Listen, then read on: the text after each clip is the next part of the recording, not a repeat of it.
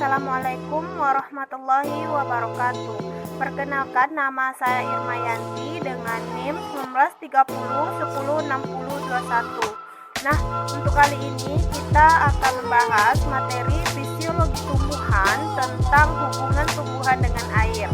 Nah, dalam materi ini kita mempunyai 3 indikator yang akan kita bahas, yaitu ada difusi dan osmosis, ada potensial air dan potensial osmosis. Nah, di sini kita langsung saja untuk membahas materinya. Nah, mungkin kita secara umum mengetahui bahwa air merupakan suatu hal yang penting bagi tumbuhan, karena tumbuhan tidak akan bisa bertumbuh atau berkembang dengan baik jika kekurangan air. Nah, dari perkembangan karena adanya kebutuhan tumbuhan akan air ini, maka terjadilah transport antara tumbuhan dengan air. Nah, transport itu dapat berupa transport aktif ataupun transport pasif. Nah, transport aktif yang dimana transport ini melibatkan energi ATP. Nah, sedangkan transport pasif adalah transport yang tanpa melibatkan energi ATP. Nah, contoh dari transport pasif adalah difusi dan osmosis. Nah, apa yang dimaksud dengan difusi? Nah, difusi itu adalah perpindahan air atau ion ataupun molekul-molekul dari yang berkonsentrasi tinggi atau hipertonik kepada daerah yang berkonsentrasi rendah atau hipotonik tanpa melibatkan membran semi permeabel. Nah, dengan demikian difusi ini terjadi akibat adanya perbedaan konsentrasi. Nah, adanya perbedaan konsentrasi ini akan menimbulkan tekanan pada molekul-molekul sehingga menyebabkan molekul tersebut menjadi menyebar. Nah, sedangkan osmosis ini adalah perpindahan ion atau air dari daerah yang berkonsentrasi rendah atau hipotonik ke daerah yang berkonsentrasi tinggi hipertonik dengan menggunakan membran semi permeabel. Nah, osmosis ini akan berhenti jika konsentrasi dari kedua tempat tersebut telah mencapai titik keseimbangan. Peranan osmosis. Secara umum, osmosis bagi tumbuhan itu memiliki peranan empat buah. Yang pertama itu penyerapan air dilakukan oleh tumbuhan melalui rambut-rambut akar, yaitu melalui mekanisme osmotik.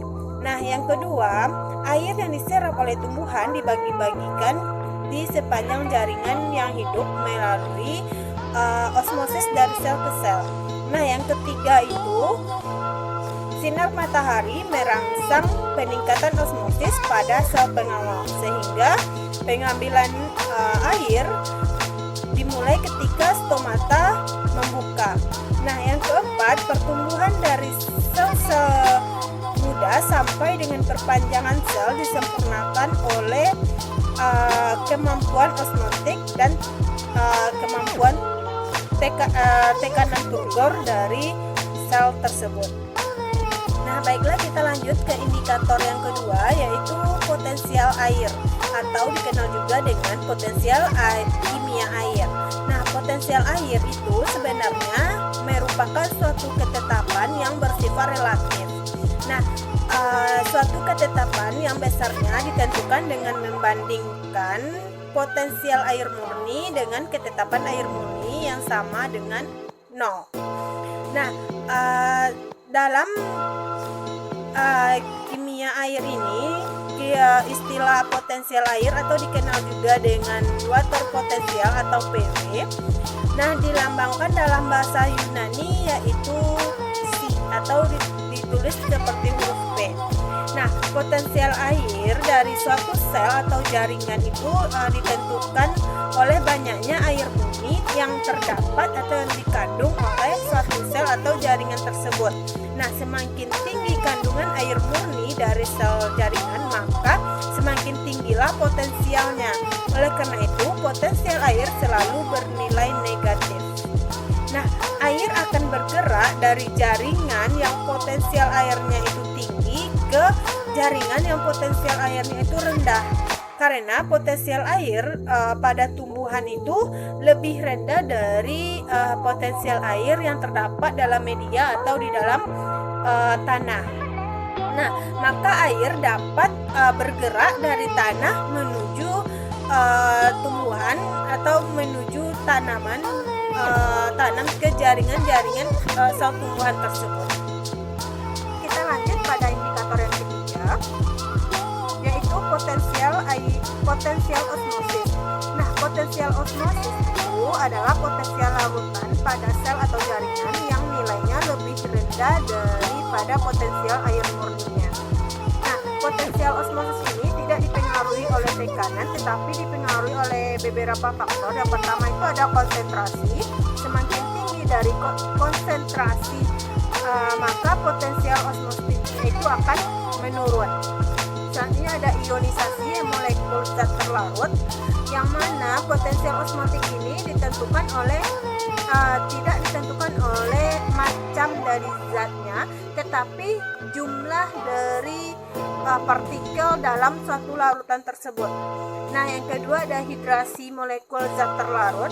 Yang keempat ada suhu. Semakin tinggi atau semakin naik suhu, maka potensial osmotik akan semakin negatif atau semakin turun. Nah, itu materi kita pada siang hari ini. Saya mohon maaf jika banyak kekurangan dalam penyampaian materi ini. Saya akhiri dengan mengucapkan terima kasih dan Assalamualaikum warahmatullahi wabarakatuh.